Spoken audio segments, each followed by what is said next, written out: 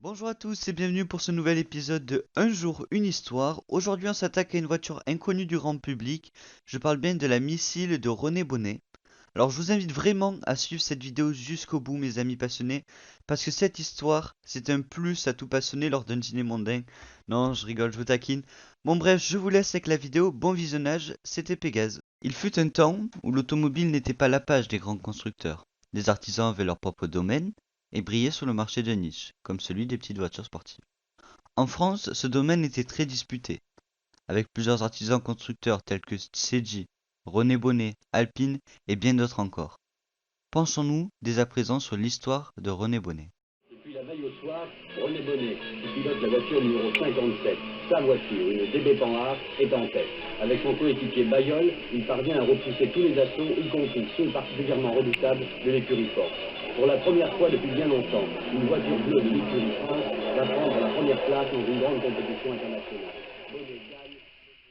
Comme vous avez pu le voir, René Bonnet n'était déjà pas n'importe qui à cette époque. Il était l'un des gérants de la marque DB, ainsi que pilote. Pour revenir à DB, DB est un acronyme de Dutch Bonnet, étant une marque automobile de course créée par René lui-même et Charles Dutch que vous voyez à gauche.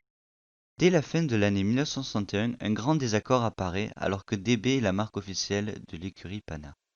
L'un désire une voiture avec des grandes formes aérodynamiques accompagnées d'un moteur à traction, tandis que l'autre préfère largement un moteur central. Bref, finalement les deux hommes se sépareront en 1962.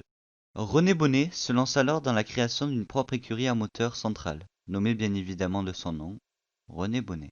Comme Charles Dutch, son ancien camarade, reste fidèle à Panhard, Bonnet se voit alors contraint de collaborer avec une autre marque. Il trouve alors un accord avec la régie Renault.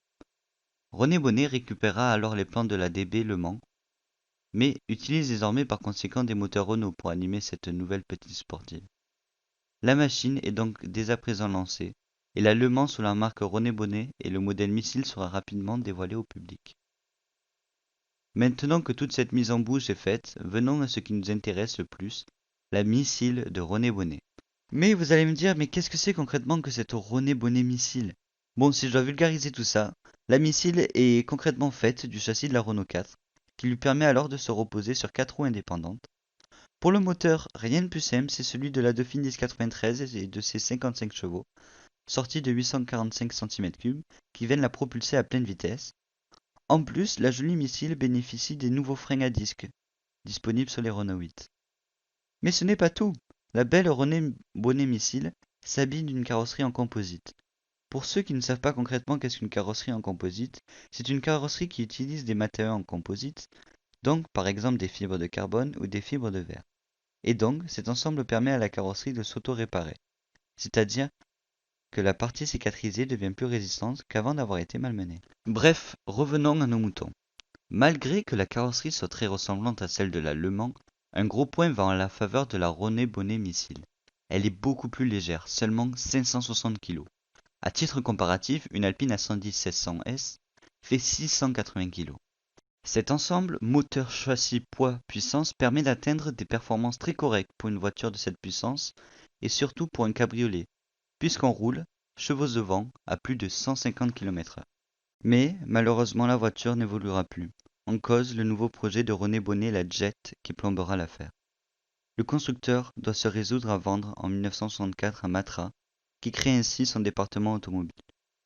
La Jet sera reprise par la nouvelle firme. Par contre, la Missile connaîtra un destin bien plus tragique et sera supprimée par Matra, après 297 exemplaires fabriqués en 2 ans.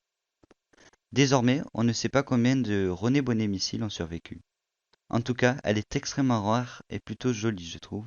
Pour les petits curieux, son prix aujourd'hui avoisine les 24 000 €. Merci beaucoup d'avoir suivi ce nouvel épisode de Un jour une histoire sur la René Bonnet Missile.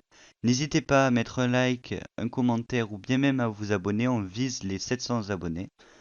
Pour ceux qui se demandent pourquoi cette voiture me tient-elle à cœur, c'est tout simplement que j'ai eu la chance d'en découvrir une, abandonnée, et donc je me suis renseigné sur l'histoire de cette voiture. Voilà une petite photo pour les curieux, je vous mets en bas à gauche de l'écran. Bref, je vous retiens pas plus longtemps, n'oubliez pas l'Instagram que je mettrai au-dessus si vous voulez voir des voitures abandonnées. Je vous laisse, restez bien attachés, c'était Pégase.